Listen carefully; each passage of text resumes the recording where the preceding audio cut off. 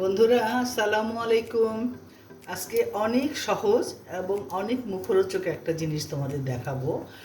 আমরা তো সাধারণত মিষ্টি আলু সিদ্ধ করে খাই, আবার গ্রাম অঞ্চলে মাটির চুলায় পুড়িয়ে খাওয়া হয়। আজকে এটা আমি একটু তেল ছাড়া ভেজে দেব।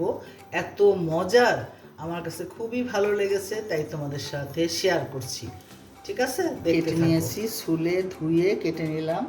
এখন সামান্য একটু লবণ দিব, আর দেব একটু শুকনা মরিচ গুঁড়ো, আর দেব একটু হলুদ।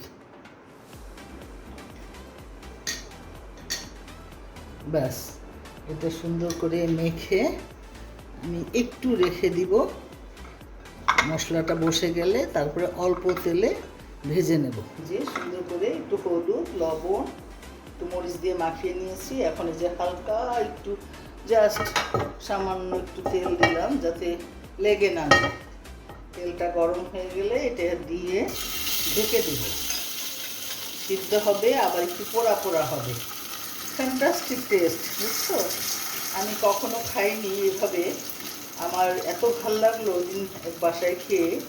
আমি বললাম বাহ, এভাবেই তো এই জিনিসটা খাওয়া বেশি, এটা এমনিতেই খাওয়া ভালো। এইভাবে করে তোমরা খেয়ে দেখো, চায়ের সাথেও ভালো লাগবে, খালিও ভালো লাগবে। এই যে বন্ধুরা, হয়ে গেল আমার মিষ্টি আলুর চিপস আর লাবাং। তুমি এখন মেহমানদারি করতে পারো, নিজেরাও খেয়ে দেখতে পারো। আমার মনে হয় মাশাআল্লাহ ভালো লাগবে। ওকে, আজকের মতো এখানেই। আবার কোনো নতুন ভিডিও নিয়ে হাজির হব।